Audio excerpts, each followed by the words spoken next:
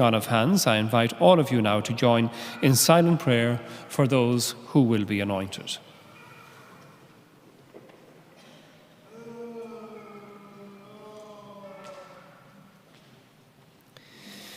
We thank God, Father, Son, and Spirit, for his healing presence and for the oil of the sick which we use in this sacrament. And our response to this prayer of thanksgiving is, Blessed be God who heals us in Christ. Praise to you, God, the Almighty Father. You sent your Son to live among us and to bring us salvation. Blessed be God. Praise to you, God, the only begotten Son. You humbled yourself to share in our humanity and you heal our infirmities. Praise to God, the Holy Spirit, the Consoler. Your unfailing power gives us strength in our bodily weakness.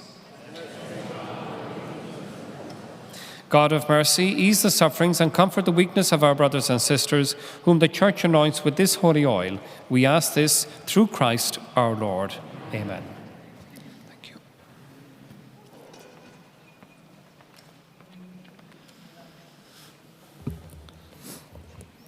It is important now to understand that this is a sacrament of the Church and not just a simple blessing.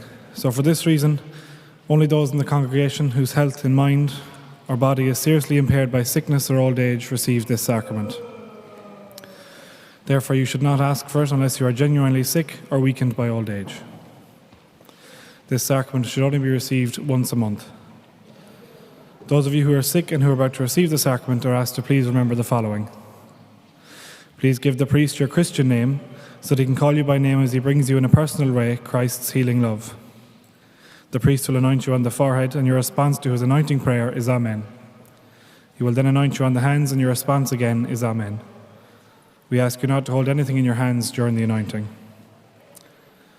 All of us who are gathered here are involved in this ceremony, so let us use this opportunity now to pray not only for the sick, but for ourselves too, that all of us may fully understand our role in the life of the Church.